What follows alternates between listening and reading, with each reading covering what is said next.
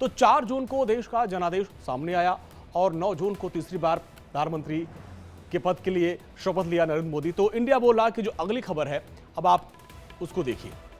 शपथ ग्रहण के बाद 24 जून से सांसदों की जब शपथ लोकसभा में होगी तब लोकसभा का स्वरूप बहुत बदला बदला होगा, क्योंकि इस बार लोकसभा में विपक्ष के 234 सांसद बैठेंगे, लेकिन लोकसभा के स्पीकर और डिप्टी स्पीकर पद को लेकर अब सवाल और बवाल दोनों बढ़ता जा रहा है। और सबसे बड़ा सवाल तो यह है,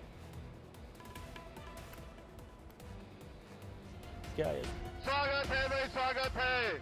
18वीं लोकसभा का जनादेश तो आ गया। देश ने एक बार फिर मोदी के नेतृत्व में एनडीए गठबंधन को पूर्ण बहुमत देकर देश को 5 साल चलाने का मौका दिया।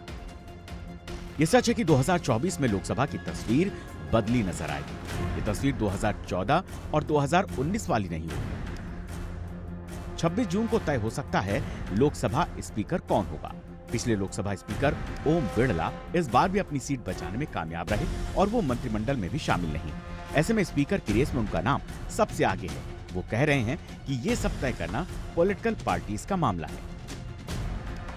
ये सब फैसले राजनीतिक दलों द्वारा लिए जाते हैं, ये फैसले मेरे द्वारा नहीं लिए जाते। 2024 की लोकसभा में विपक्ष मजबूत है, तो विपक्ष जेडीयू और टीडीपी को नसीहत दे रहा है और उकसा भी रहा है, लेकिन जेडीयू ने साफ कर दिया है कि वो बीजेपी उम्मीदवार का समर्थन करेंगे।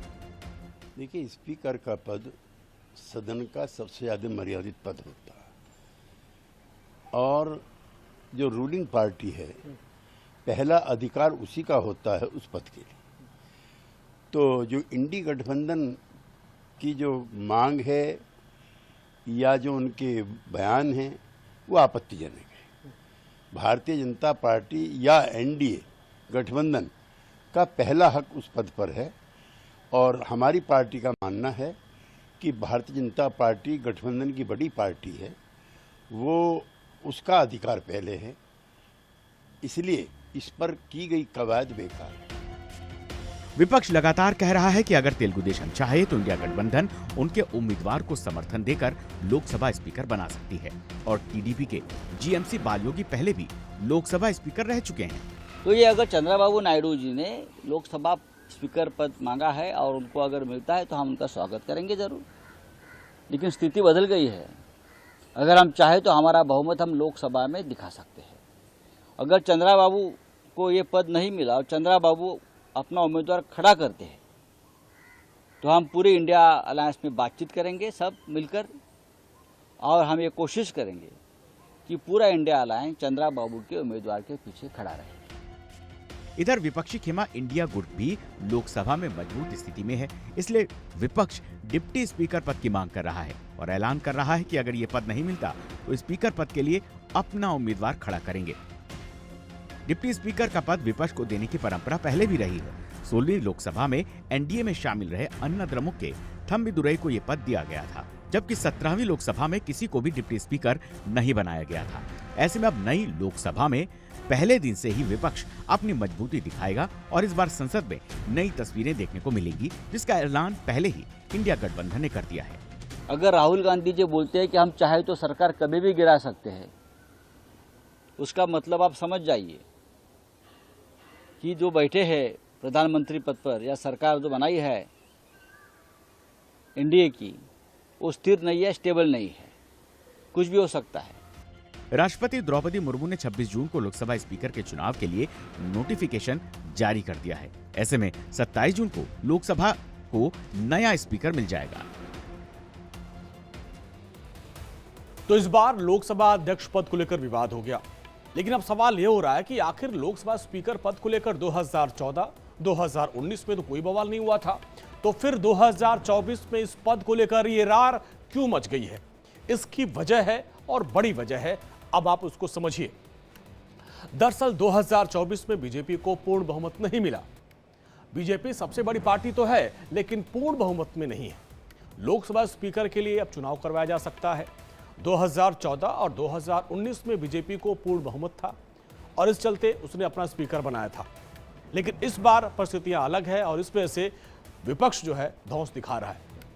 बीजेपी का पूर्ण बहुमत न होने के चलते ये रार जुड़ी हुई है और जिसमें विपक्ष अपनी नई सियासत करने में लगा हुआ है कि टीडीपी चाहे तो इंडिया गठबंधन उनके उम्मीदवार को समर्थन कर सकता है, लोकसभा अध्यक्ष बनवा सकते हैं, लेकिन टीडीपी एनडीए में शामिल है और सरकार के साथ मंत्रिमंडल में उसके मंत्री हैं। अब ऐसे प्रलोभन दूर की कौड़ी है, लेकिन अब विपक्ष इस बार काफी मजबूत है, इसमें कोई दो राय नहीं है। डिप्टी स्पीकर पद की मांग कर रहा है और विपक्ष की ओर से ये चेतावनी दी गई कि अगर डिप्टी स्पीकर पद इस बार उनको नहीं मिलता तो वो स्पीकर पद के लिए अपना उम्मीदवार उतार देंगे और उसके बाद वोटिंग होगी, फिर फैसला होगा कि स्पीकर कौन बनेगा। तो देखिए, स्पीकर का पद सत्ताधारी पार्टी या गठबंधन की ताकत का प्रतीक होता है। लोकसभा के कामकाज पर स्पीकर का कंट्रोल होता है। संविधान में स्पीकर के साथ डिप्टी स्पीकर भी चुनाव का प्रावधान होता है, जो स्पीकर की गैर मौजूदगी में उनकी ड्यूटी को पूरा करते हैं और इसलिए विपक्ष इस पद की मांग पर अड़ा हुआ है। लेकिन सत्ताधारी गठबंधन इस पद को अपने पास ही रखना चाहता है और उसने विपक्ष की इस मांग को काट दिया और उसकी काट को निकाल लिया है कि क्या इसका जवाब क्या होगा।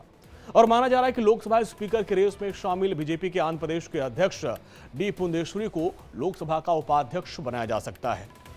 पुंडेश्वरी चंद्रबाबू नायडू की पत्नी नारा भुवनेश्वरी की बहन है और उन्होंने नायडू का उस वक्त समर्थन किया था जब उनकी अपने ससुर एनटी रामाराव का तख्तापलट करने पर आलोचना हो रही थी। ऐसे में उन्हें डिप्टी स्पीकर बनाया जाता है तो नायडू पर शॉर्ट प्रेशर रहेगा, उनकी पार्टी पुरंदेश्वरी का विरोध नहीं करेगी। तो ये पॉलिटिक्स हो रही है और विपक्ष का काट बीजेपी ने निकाल लिया है। अच्छा, आगे बढ़ते हैं। लोकसभा चुनाव में 26 जून को नए स्पीकर पद का अपने पास वो संभाल लेंगे। 27 तारीख को संसद के दोनों सदनों में राष्ट्रपति संबोधित करेंगे और इसी दिन सुबह करीब 11 बजे राष्ट्रपति का अभिभाषण होगा। यानी पहले सभी नवनिर्वाचित लोकसभा के सांसदों को शपथ दिलाई जाएगी, नए स्पीकर को भी चुन लिया जाएगा। 24 और 25 जून को प्रोटेम स्पीकर नए सांसदों को शपथ दिलवाएंगे। मोदी मंत्रिमंडल के गठन के बाद ये संभावना बनी हुई है कि ओम बिरला एक बार फिर से लोकसभा के अध्यक्ष बनेंगे। अब इसके पीछे का तर्क क्या है, आप ये भी जान लीजिए। दरअसल मोदी और शाह के वो बहुत करीबी माने जाते हैं। स्पीकर रहते हुए कई संवैधानिक उन्होंने फैसले किए थे।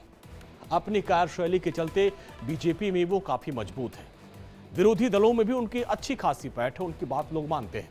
तो माना जा रहा है कि एक बड़ा चेहरा ये भी है। ओम बिरला के बाद दूसरी बार लोकसभा अध्यक्ष बनाए जाते हैं अगर इस बार, तो इस पद पर वो अपना दूसरा कार्यकाल भी पूरा कर लेंगे और एक रिकॉर्ड उनके नाम दर्ज हो जाएगा।